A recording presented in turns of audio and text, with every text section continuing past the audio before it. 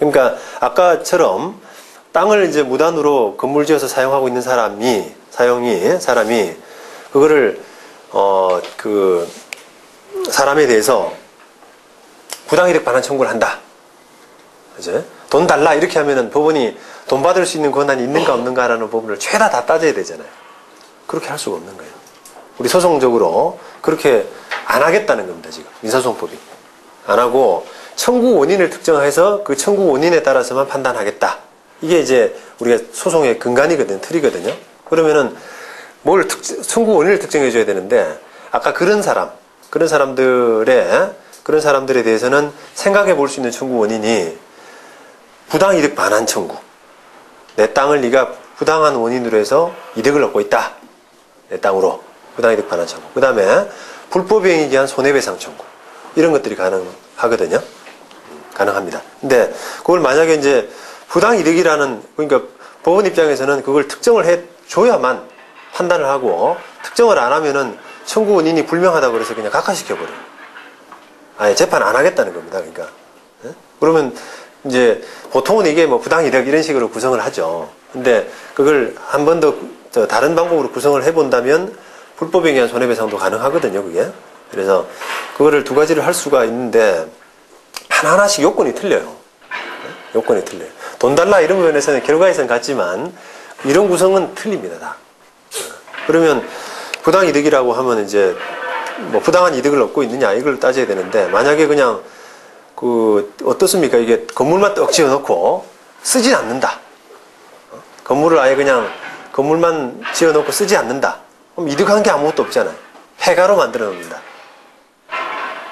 부당하게 이득을 얻고 있습니까? 이득을 얻고 있어요. 좀 애매하죠, 그죠? 그러니까 그런 측면에서 이게 부당이득 반환 청구라는 측면에서 딱 찔러줘야만 법원이 판단하겠다는 건데, 아까 제가 사례를 들어드린 그냥 집을 지어놓고 그냥 폐가로 쓰지 않는 그런 경우라고 하더라도 부당이득 반환으로 봅니다. 반환으로 봐요. 그러니까 건물이 놓여져 있는 것 자체만으로 사용하고 있는 것으로 봅니다. 사용하고 있는 것으로. 지료 청구 소송하고는 어떻게 다른가요? 지료라는 게 여러 가지 개념이에요. 지료라는 것은 그냥 개념상으로 그냥 정해보자면 땅값이잖아요. 땅값.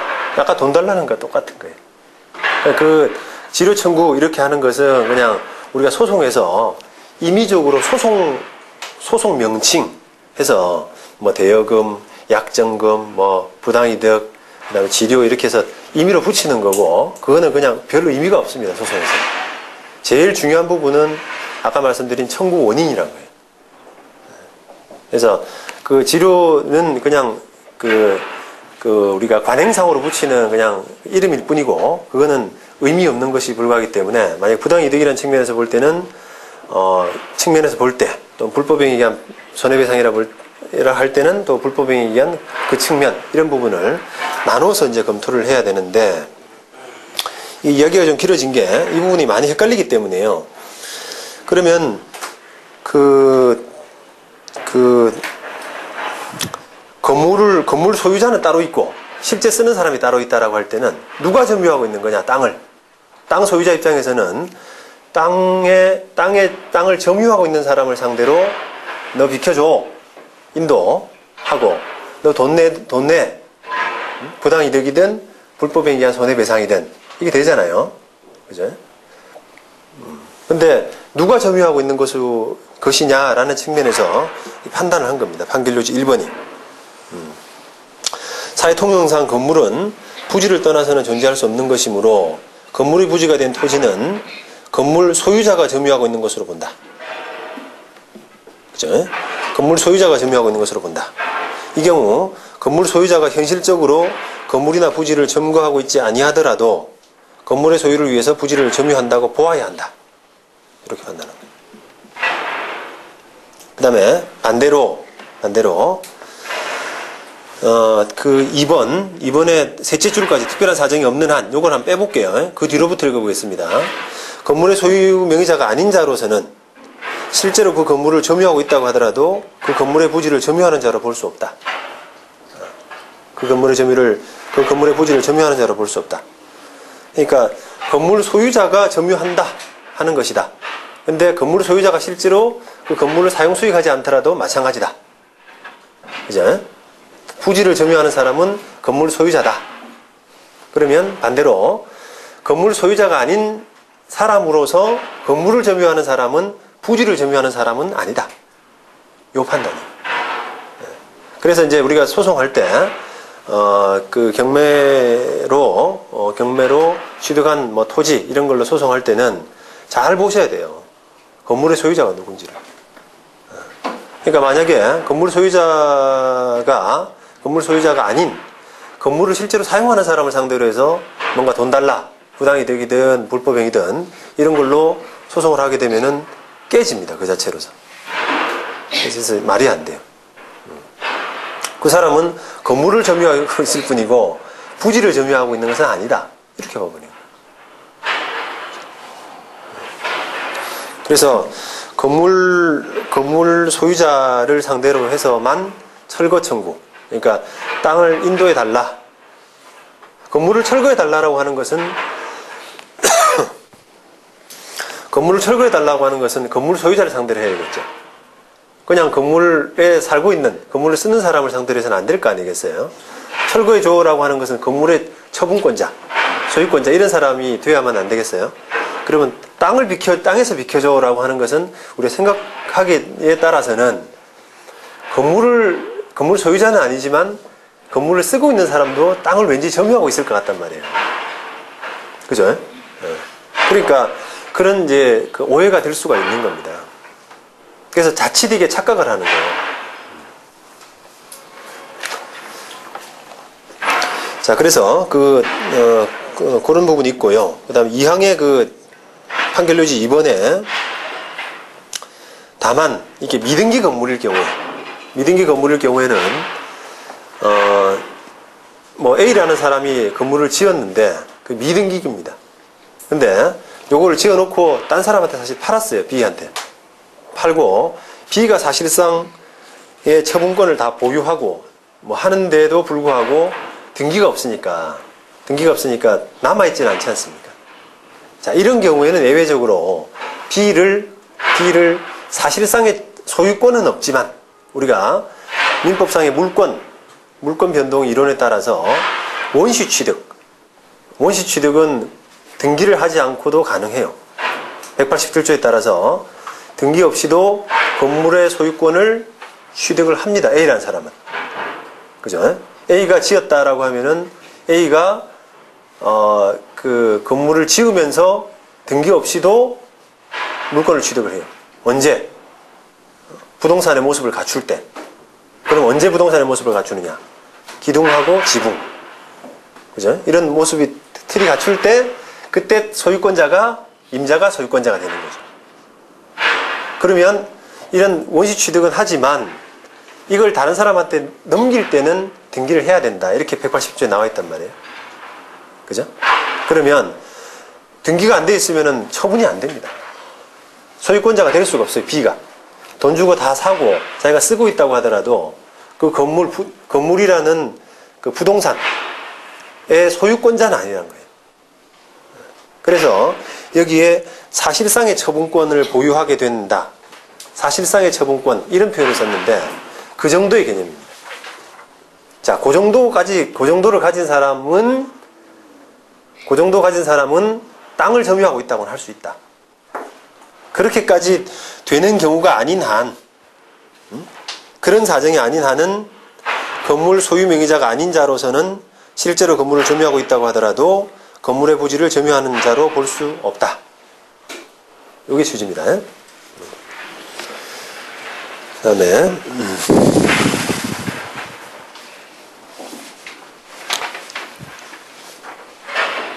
나머지 부분들은 이제 디테일한 부분이기 때문에 넘어가겠습니다.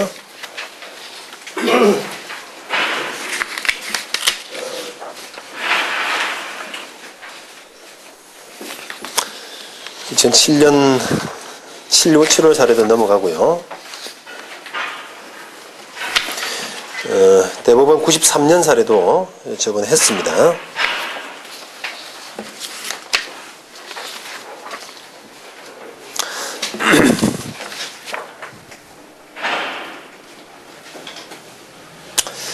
자, 그 다음에 또 63페이지에 대법원 91년 사례입니다.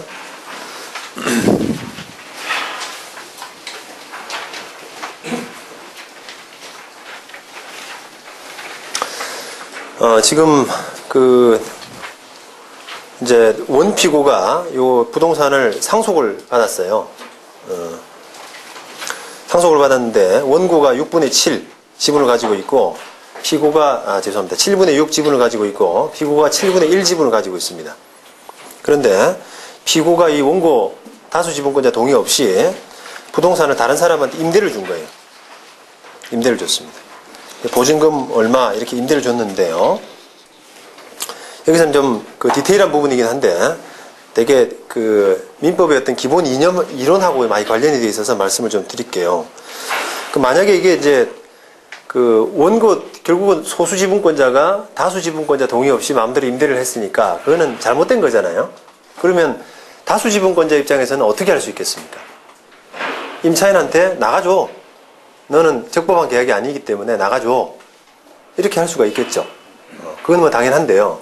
이 사안은 그 사안이 아니라 소수 지분권자가 보증금 받았어요. 이게 뭐 한 사람한테는 2,000, 한 사람한테는 800 이래가지고 돈을 받았는데 그거를 원고 지분만큼 원고가 7분의 6인데 그 7분의 6만큼의 그 부분을 돈을 달라고 하는 사건입니다. 근데 이게 과연 가능하겠느냐라고 하는 부분인데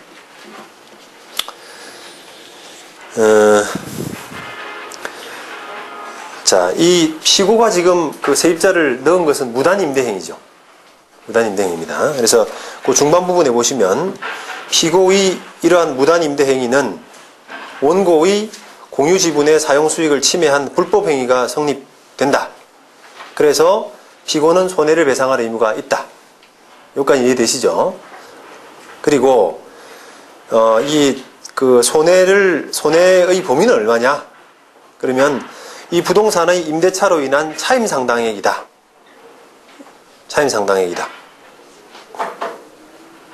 그렇게 봤어요. 그러면 차임상당액인데 차임상당액인데 이론상으로는 차임상당액이에요. 임대차로 인한 차임상당액인데 그 보증금 부분 만약 2,800을 받았다라고 하면은 2,800의 7분의 6 이 부분을 네가 달라 라고 할 수 있는 권한이 있느냐는 거예요.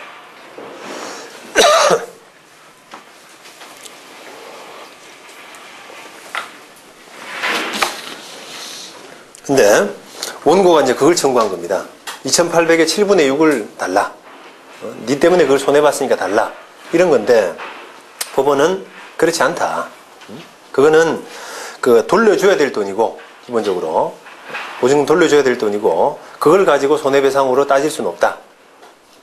만약에 따진다면 그래서 다른 방향으로 따져야 돼요. 만약에 그걸 법원에서 요구하는 것은 아마 그런 차원이었을 거예요. 이걸 가치 임대목적물의 부동산의 가치를 따져서 그 부동산이 월 만약에 얼마쯤 나온다.